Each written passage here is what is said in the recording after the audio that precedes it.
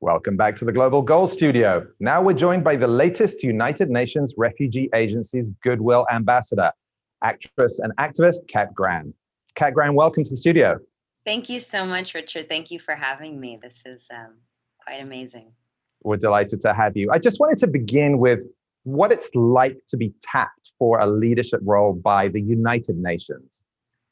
It's quite an honor. I've been working with the UNHCR for a while. I would say since about 2013, and I was a high-profile supporter for them for a long time. And we went on a lot of missions everywhere from Jordan to Ethiopia, and I really got a chance to meet with so many different people, everyone from uh, the UNHCR employees in Geneva to the people that are on the ground working day in, day out, some people living, on the campsite. So, I really got a chance to see really the standard of compassion that this agency has. And for them to put me in this position is such an honor, because those men and women really make so many sacrifices and make it their life's work to help other people. So it's really an honor and a great responsibility. I'm happy to continue to highlight them. Now, this is challenging work helping refugees, and not just anyone can take it on. So how did you find that it was one of your passions?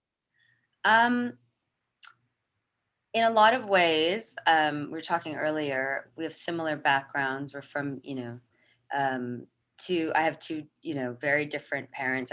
My mom is Russian, Polish, Jewish descendant. My family on her side is Israeli. And then on my father's side, my father is 8 generations Liberian.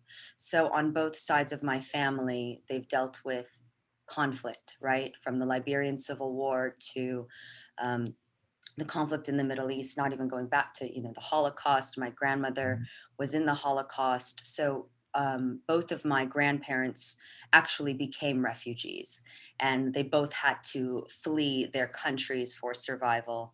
My grandfather, coincidentally, ended up in Geneva, Switzerland, and was the UN ambassador from Liberia to Switzerland and the Netherlands. And I was born in Geneva because my father had gone to Geneva to work as a journalist for him. It's a great job. Yes. So it's, a lot of it is really divine, destiny. So, knowing that that's a part of my history, and then, growing up with that kind of awareness I grew up with my grandmother and my mom, with that kind of heightened awareness of what happened to our family and what they've gone through, made me have a sense of responsibility that cut a bit deeper than, just kind of generic ideas of how do I make this world better. I knew exactly what I would do. Now, you've, as you mentioned before, you've traveled a lot: Africa, Central America, the Middle East. I think there's a sort of assumption that refugee life is the same everywhere, but it's different, isn't it, in different parts of the world? Absolutely. There's so many misconceptions about what it means to be a refugee and why people flee. It can be anything from climate change to conflict, political or otherwise. There's so many reasons. And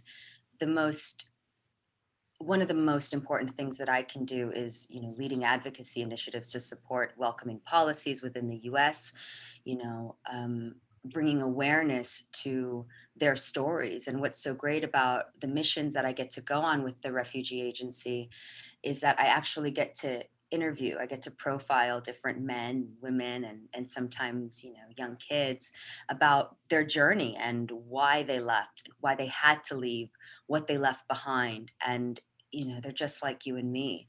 A lot of people think that refugees are victims. They're not victims. A lot of times they were in school or had shops or, had families and are fully capable to lead a life and of dignity, and had to leave that behind. So really, they just want the opportunity to thrive. We're running out of time, but I just want to sneak in one last quick question. It's it's a bit ironic that here in the United States, a country founded by immigrants, we've spent the last 4 years trying to keep immigrants out. So what do you want to see happen in the United States over the next few years?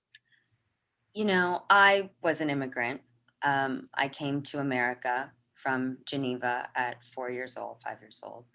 And the US welcomed me and, you know, at one point welcomed my grandmother, and at one point, you know, welcomed the other parts of my family. And I would hope that everyone should get that opportunity. And I've been able to thrive and have an interview with Richard Wolff, and, you know, you live my fabulous life, and, you know, and I just You've want done more than that. you haven't made it until Richard Wolff writes a book about you, I'm just saying. Right. But, you know, I think that everyone deserves the opportunity to thrive. This is what America is about. America is a melting pot, you know, and it's the cultures, it's the diversity, it's the inclusion, it's the awareness of other cultures that makes America so incredible and beautiful. And without that, it's just not the US, you know. I just want people to remember that, you know, we're all connected, we're all a family. No matter where you come from, we have to take care of each other. It doesn't matter what your religion is or your race or ethnicity. It doesn't matter. We're all people, and everyone deserves an opportunity to have a better life. Couldn't agree more. Thank you so much, Kat Graham, for your work with the UN, for the massive and helping bring so much awareness to so many different things. You're a truly great man. So thank you. Wow. Thank you for the ego boost, and thank you for joining us today. Please stay tuned. There's more from the Global Goal Studio just ahead.